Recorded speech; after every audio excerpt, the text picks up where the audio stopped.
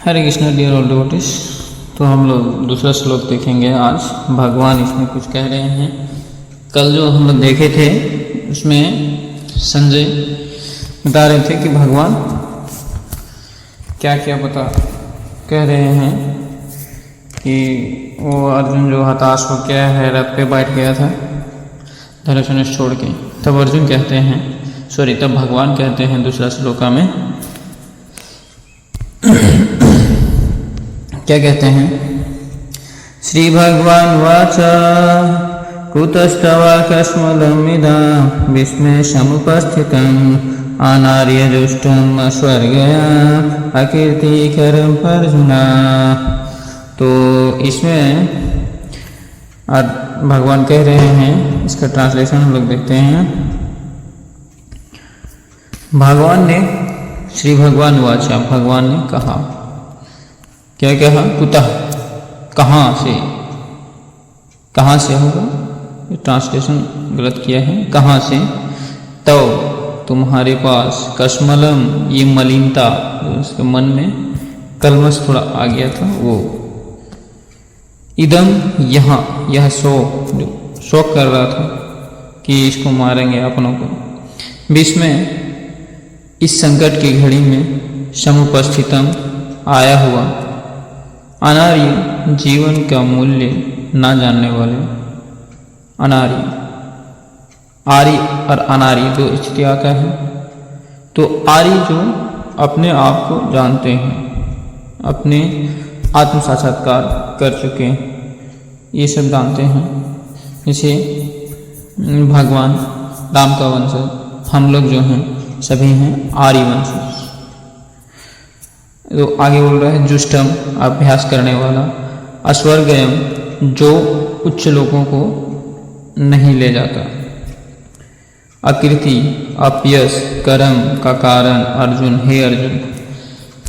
तो इस अर्थ में बता रहे हैं भगवान कह रहे हैं कि हे अर्जुन, अर्जुन से कह रहे हैं, हे अर्जुन, ये अशुद्धियाँ मतलब ये कलमश उनके मन में जो आ गया था तुम पर कैसे आ गई है, ये उस व्यक्ति के लिए बिल्कुल भी उपयुक्त नहीं है जो जीवन के मूल्य को जानता है। ये उच्च लोगों की ओर नहीं बल्कि अपयश की ओर ले जाती है। तो इसको हम लोग समराइज करें, अगर इस श्लोक का थोड़ा मीनिंग जानने की कोशिश करते हैं, इलेबोरेट करते हैं, तो इसमें इसका मतलब होगा कि भगवान कह रहे हैं जो अर्जुन के साथ जो हो गया था वो स्थिति, अपने आप को जो उस स्थिति में आ गया था कि युद्ध नहीं करना चाह रहा था, उसका शरीर काँप रहा था, पूरा रोमा खड़ा हो गया था कि सबको मारेंगे, कैसे मारें, जबकि वो एक कहीं भी युद्ध में ना हारने वाले हैं, अपराजित युद्ध थे, उसको कोई पराजित नहीं कर सकता था। तो उसके साथ ऐसा हो गया है क्योंकि यह युद्ध जो था वो अपनों के साथ था, और भगवान खासकर वो स्थिति लाने में ही उसका आए हैं, भगवान ही उसका स्थिति को लाए हैं। तो और इसमें पूछ भी रहे हैं भगवान कि ये आया कैसे, इसलिए क्योंकि ये भगवान का एक लीला है कि भगवान अर्जुन के माध्यम से हम लोगों को एक ज्ञान दे रहे हैं कि मनुष्य का जीवन कैसे होना चाहिए। तात्पर्य देखते हैं, बहुत अच्छा तात्पर्य है। कृष्ण और भगवान एक ही हैं, कृष्ण और भगवान एक ही हैं, मतलब कृष्णा ही भगवान हैं। इसलिए गीता में भगवान कृष्ण को भगवान कहा गया है, श्री भगवान वाचा। कृष्ण वाचा यहाँ पे नहीं कहा गया है। एक समझने की बात है, गौर करने वाली बात है कि कृष्ण वाचा क्यों नहीं कहा। सबका नाम तो लिया गया लेकिन भगवान कृष्ण को कृष्ण वाचा क्यों नहीं कहा। तो यहाँ पे एक डिस्कशन कंक्लूजन निकलता है कि अगर जो कहीं कृष्ण वाचा कह देते वेद व्यास, तो उसके बाद वेद व्यास जी जान रहे थे कि कोई भी अपने पुत्र का नाम कृष्ण रखेगा तो कुछ समय के बाद जैसे बहुत कोई रखेगा कृष्ण नाम अपने पुत्रों का, भगवान के नाम पे नाम रहता है, तो वो पहले ही जान गए थे, भविष्य की बातें को जानते थे। तभी तो लिखे थे पहले ही वेद व्यास, महर्षि वेद व्यास, कि अगर कोई अपने पुत्र का नाम रखता है कृष्ण तो आगे चलकर बोलेंगे कि नहीं, मेरे पुत्र ने ही कहा है भगवद गीता, उसके पुत्र ने कहा, उसका पुत्र का नाम था, लोग कहेंगे उसका पुत्र का नाम था कृष्ण, वही तो कहा, इसीलिए कृष्ण ना कहकर श्री भगवान वाचा कहें, क्योंकि कृष्णा ही श्री भगवान थे, भगवान हैं, वही हैं, भगवान कोई और नहीं है। भगवान का अर्थ आगे हम लोग डिस्कस भी करेंगे, श्लोक में आएगा। 6 ऐश्वर्य होते हैं भगवान, जिसके पास वही भगवान है। सिंपल में अगर देखें तो जिसके पास फेम हो, मतलब यश जिसका होता है, यश फेमस यश होता है, जो धनवान हो, जो सुंदरता हो, जो बलवान हो, इस तरह से 6 चीज़ें आती हैं।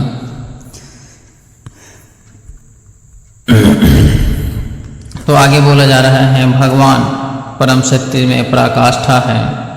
परम सत्य को 3 चरणों में समझा जा सकता है। जैसे ब्रह्म जैसे बोलते हैं, बहुत से ऋषि मुनि हैं ब्रह्म में लीन हो जाते हैं। जैसे निराकार बोलते हैं, कोई निराकार सर्वव्यापी आत्मा है, परमात्मा भी बोल सकते हैं। या सभी जीवों के हृदय में परमेश्वर का स्थानीय कृत पहलू और भगवान या भगवान कृष्ण। तो यहाँ पे श्रीमद् भागवतम में आ रहा है, पहला कैंटो का ही, फर्स्ट कैंटो का 2रा अध्याय है, मतलब पहला स्कंद है श्रीमद् भागवत पुराण में, 2रा अध्याय के 11वां श्लोक है में कह रहा है श्रीमद् भागवतम में परम सत्य की इस अवधारणा को इस प्रकार समझाया गया है। वदन्ति तत्तत्त्वविदस्य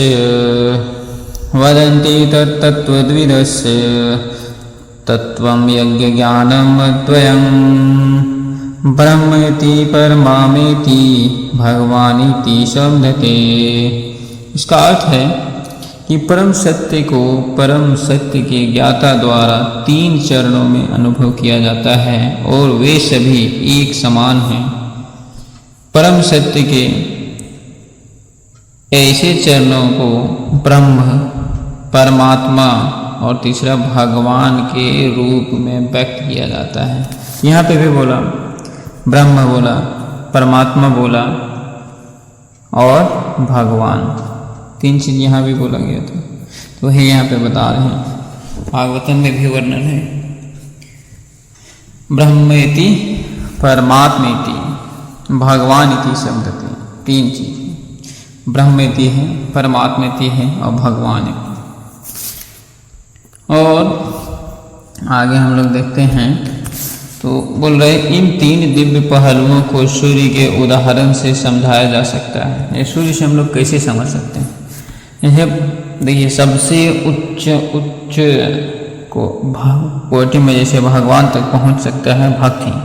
यह आपको समझाया है कि सूर्य से समझेंगे कैसे, जिसके भी 3 अलग अलग पहलू हैं। सूर्य के 3 पहलू हैं, जैसे पहला हो गया धूप, और दूसरा सूर्य की सतह है, और तीसरा स्वयं सूर्य। तो वैसे ही भगवान है। पहला ब्रह्म हुआ जो प्रकाश है, दूसरा परमात्मा हुए, और तीसरा स्वयं भगवान। तो इस तरह से जानते हैं लोग। भक्त भगवान को डायरेक्ट जानते हैं, वो अपने गुरु के माध्यम से, शास्त्रों के माध्यम से। शास्त्र भी गुरु है। तो बोल रहा स्वयं सूर्य ग्रह है। जो केवल धूप का अध्ययन करता है वह प्रारंभिक छात्र है, मतलब ब्रह्म वाला बात हो गया। जो सूर्य की सतह को समझता है वह आगे बढ़ा हुआ है, तो कुछ आगे ब्रह्म से आगे बढ़ा। और सूर्य की सतह से बोल रहा है, और सूर्य जो सूर्य ग्रह में प्रवेश कर सकता है वह सर्वोच्च है, मतलब भक्त सर्वोच्च है। साधारण छात्र जो केवल धूप को समझने में संतुष्ट है, इसकी सार्वभौमिक व्यापकता और इसकी निराकार प्रकृति भी चमकदार है। चमकदार चमक की तुलना उन लोगों से की जा सकती है जो केवल परम सत्य के ब्रह्म गुण को ही समझ सकते हैं। जो छात्र और भी आगे बढ़ गया है वह सूर्य डिस्क को जान सकता है। डिस्क वही परत के बारे में बोला है। डिस्क मतलब वो इंग्लिश शब्द है डिस्क, थाली जो उसको बोलते हैं। तो उसकी परत, एक लेयर जिसको बोलते हैं, उसकी सतह को जान सकता है, जिसकी तुलना परम सत्य के परमात्मा के गुण के ज्ञान से की जाती है। और जो छात्र सूर्य ग्रह के हृदय में प्रवेश कर सकता है, उसकी तुलना उन लोगों से की जाती है जो सर्वोच्च परम सत्य के व्यक्तिगत गुणों को समझते हैं। अभी जो हम समझाए थे कि अंदर भगवान को जानता है, इसलिए देखिए आगे यहाँ बताया भी गया। इसलिए भक्त या परमार्थिक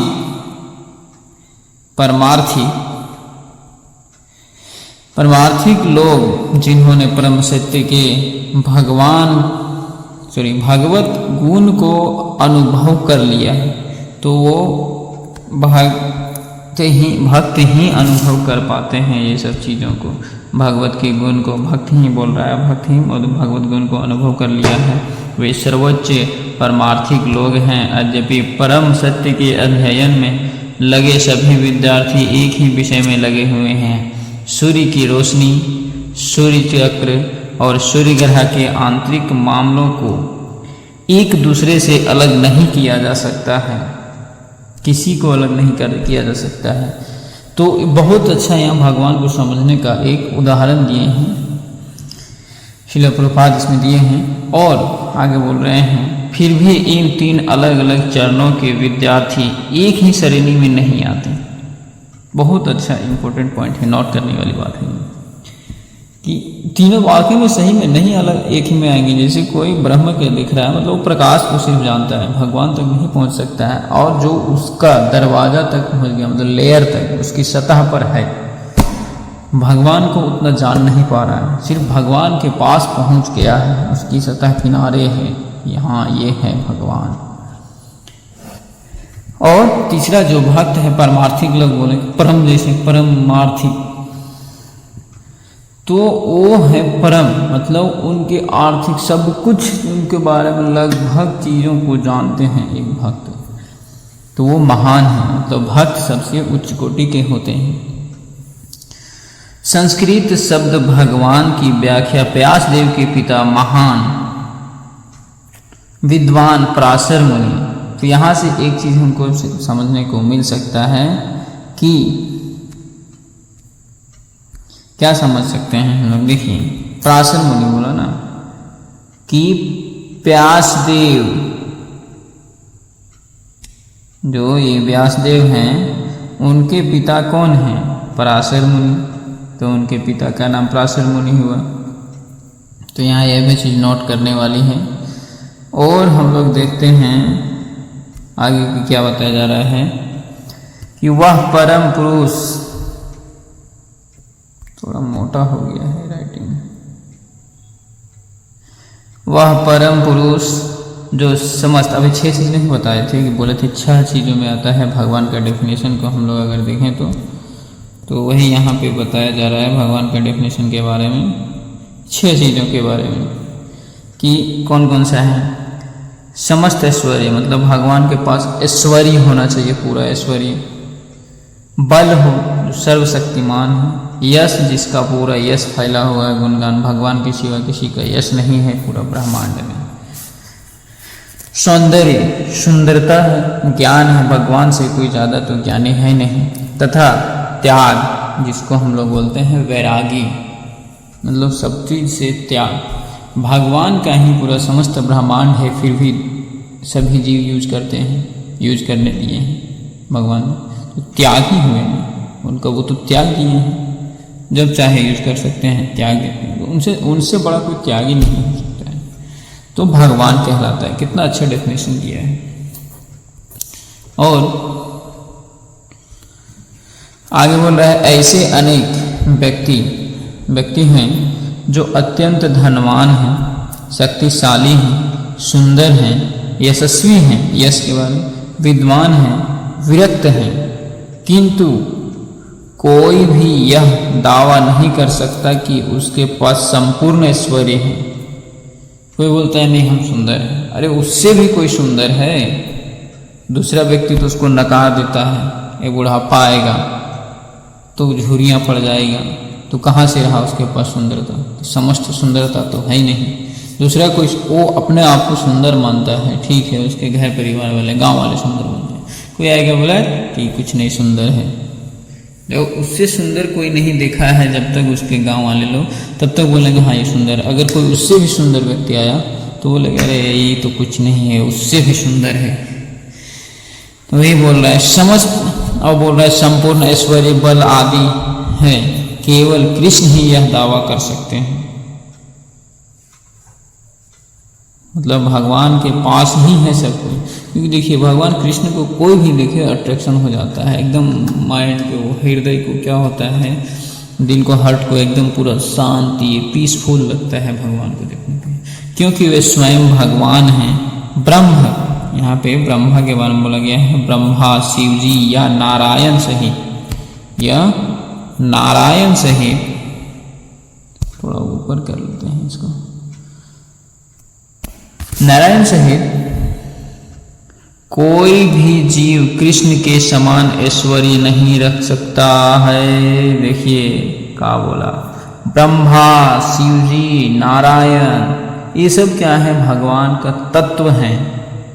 लेकिन जो सुप्रीम होता है, जो ऊपर है, वही तो सब, मतलब जो उन तीनों से ऊपर है वही तो होंगे। ये सब भगवान ही हैं, भगवान के तत्व ही हैं। नारायण बोले तो भगवान ही हैं, शिव जी भी अलग नहीं हैं, हम लोग ना उनको मतलब तत्व है, एक तत्व की दृष्टि से देखें समान है, पर ऐसे बोला जाता है कि शिव जी परम वैष्णव हैं। अतः ब्रह्म संहिता में स्वयं ब्रह्मा जी ने यह निष्कर्ष निकाला है कि भगवान कृष्ण ही भगवान हैं, कोई भी उनके बराबर या उनसे ऊपर नहीं है। वे आदि भगवान हैं। आदि तो उनका अंत ही नहीं है, कहने आदि में से ही होता है, जिन्हें गोविंद के नाम से जाना जाता है। गोविंद, गो मीन्स होता है गौ, गाय, गाय होती है, गाय हुआ, और विंद मीन्स हो गया कि उनको वर्धन करने वाला, उनको बढ़ाने वाला, तो इसीलिए भगवान कृष्ण का नाम गोविंद पड़ा था। जो गोवर्धन लीला हुआ था उस टाइम भगवान इंद्र ने नाम दिए थे गोविंद,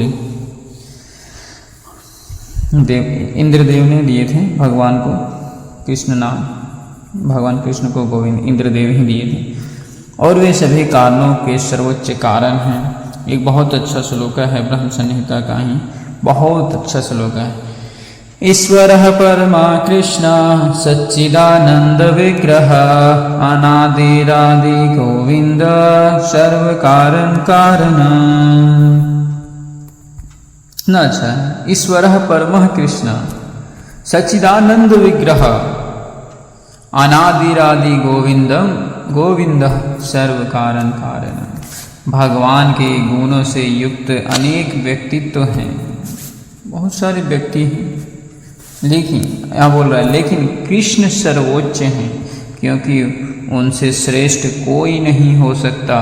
वे परम पुरुष हैं, जिसे पुरुषोत्तम भी बोला जाता है। भगवान राम जब आए थे तो पुरुषोत्तम हैं, पुरुषोत्तम भी बोला गया था भगवान राम को। महाप्रभु को जैसे जगन्नाथपुरी जाइएगा तो वहाँ पुरुषोत्तम बोला जाता है महाप्रभु को, वही जगन्नाथ जी, जगन्नाथ भगवान को।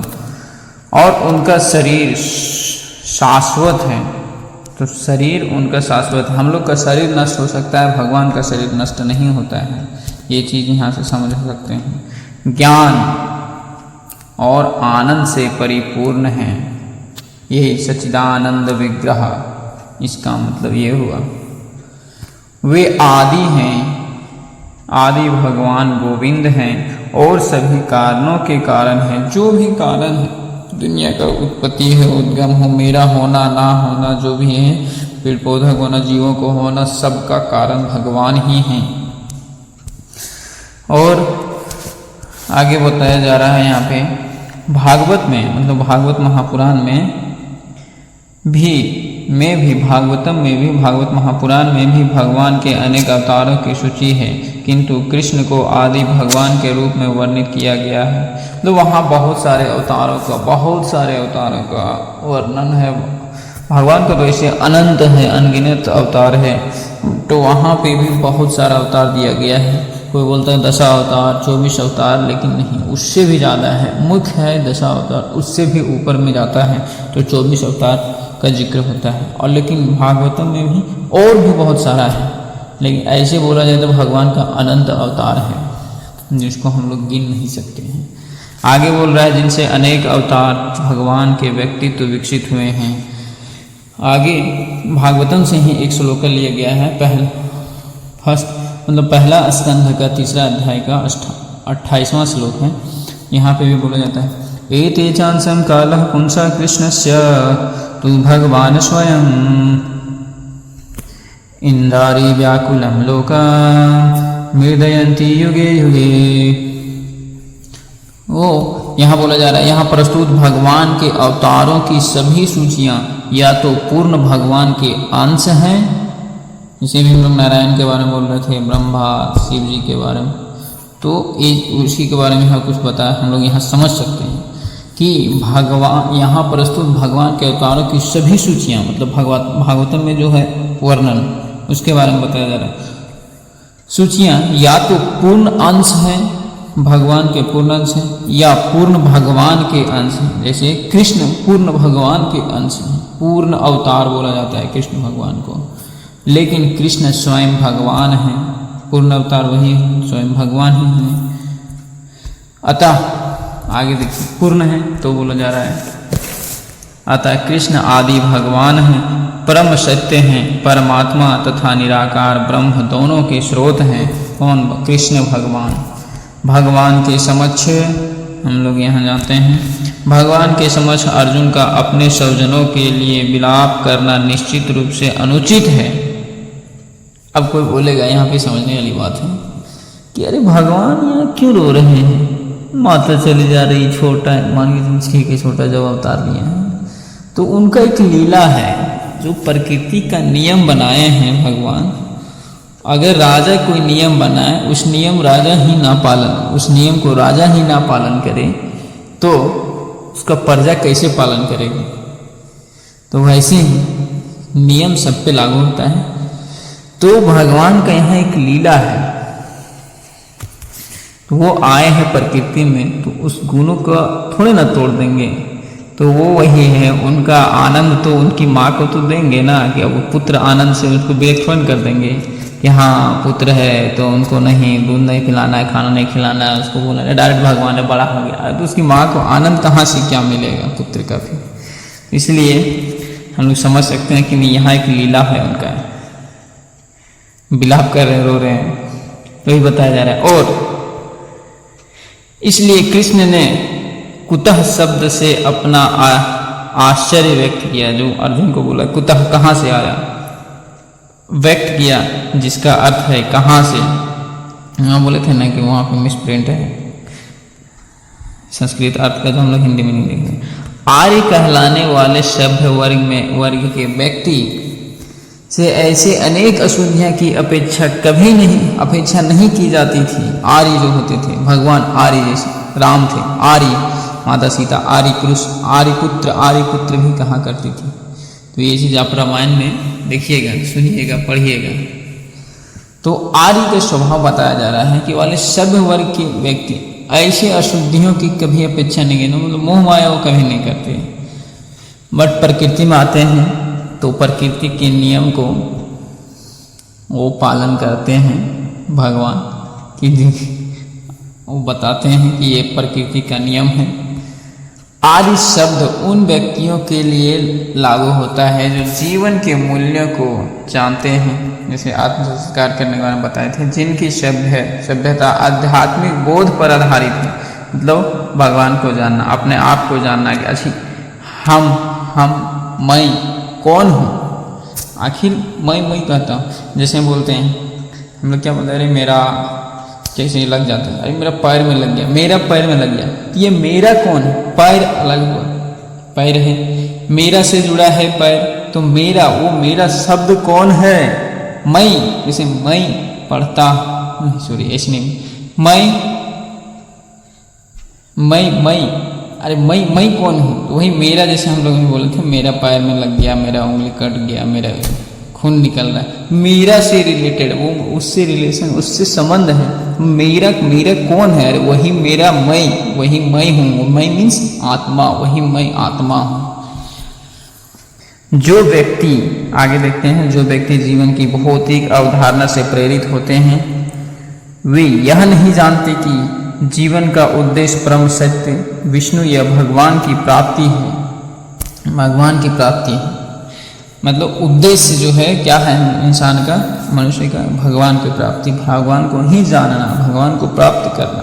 उनको जो जान लिया वही तो प्राप्त ही कर लिया। तो और वे भौतिक जगत की बाह्य विशेषताओं से मोहित हो जाते हैं और इसलिए वे नहीं जानते कि मुक्ति क्या है। जो भौतिक स्थिति में फंस चुका है, भौतिक सुखों में, वो थोड़े ना, वो तो जीवन में व्यस्तता हो गई है उसकी, भगवान को तो जानेगा नहीं। इसलिए बस जितना कमा रहे हैं इतना कमाइए कि आप इस शरीर का सही से इलाज कर सकें, जिससे स्वस्थ रहे आपका शरीर और आप भक्ति कर सकें, भगवान को आप जान सकें।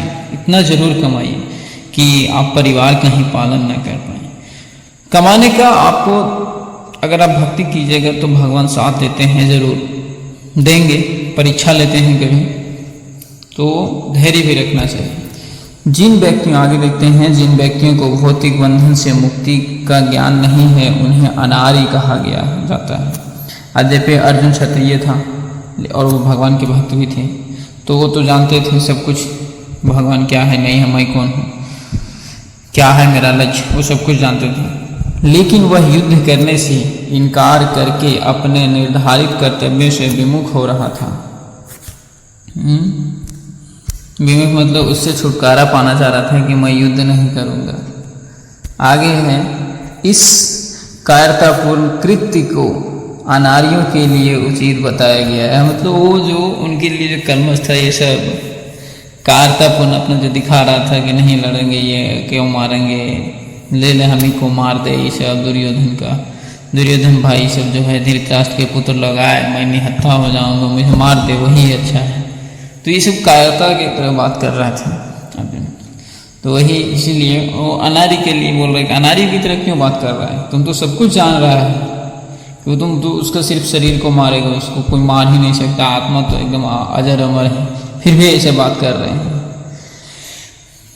तो आगे देखते हैं, कर्तव्य से इस तरह का विचलन व्यक्ति को आध्यात्मिक जीवन की प्रगति में मदद नहीं करता। अगर अपने कर्तव्य से इस तरह का विचलन, मतलब कर्तव्य से विमूढ़ नहीं हो जाना है कि अरे नहीं, जैसे परिवार के उदाहरण हम लोग ले लें,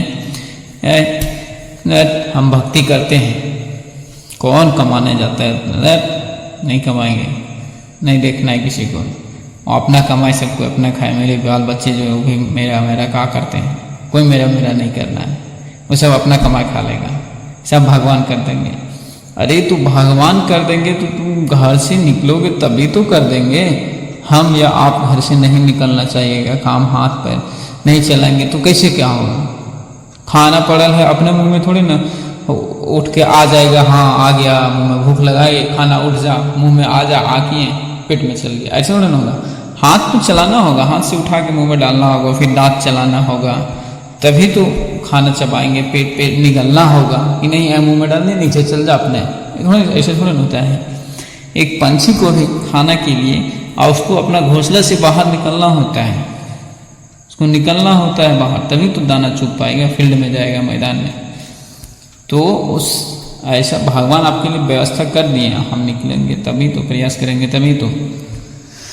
आगे देखते हैं, आगे की ओर, ना ही यह उससे इस दुनिया में प्रसिद्ध होने का अवसर देता है। भगवान कृष्ण ने अर्जुन की अपने स्वजनों के प्रति तथाकथित करुणा को स्वीकार नहीं किया। यहाँ पे लास्ट में बोल रहे हैं, भगवान कृष्ण ने अर्जुन की अपने स्वजनों के प्रति तथाकथित करुणा को स्वीकार नहीं किया, वो भगवान स्वीकार नहीं की। अरे तो कैसा कर रहा है, तू किसी को मारेगा, वो तेरा अपना है, ऐसे कैसे हो गया। तो इस चीज को भगवान स्वीकार नहीं कर रहे हैं। तुम उसको थोड़ा मारेगा, उसका शरीर को तुम मारेगा, उसका शरीर को नष्ट करेगा, कि वो कलमश हो गया है, अशुद्धि हो गया है, उसको मार करके ही उसके शरीर को मारेंगे, उसकी आत्मा मुक्त होगा, वो फिर से, ये तो भगवान का लीला था, तो वो सभी फिर से जाएंगे अपने अपने धाम में, फिर से प्रवेश करेंगे। तो आज ही रखते हैं, बहुत इंपॉर्टेंट चैप्टर श्लोका है, इसलिए रोज एक एक करके श्लोका में देखिए आधा घंटा हो गया। हरे कृष्णा। इसे देखिए, ध्यान से सुनिए, बहुत अच्छा इसमें समझने का है। फिर कल हम लोग एक श्लोका देखेंगे, रोज रोज अभी जैसा होगा, एक श्लोका, 2 श्लोका, 3 श्लोका, जैसा हम लोग देख पाएंगे, इंपॉर्टेंट जैसा रहेगा वैसा करेंगे। हरि बोल, हरे कृष्णा।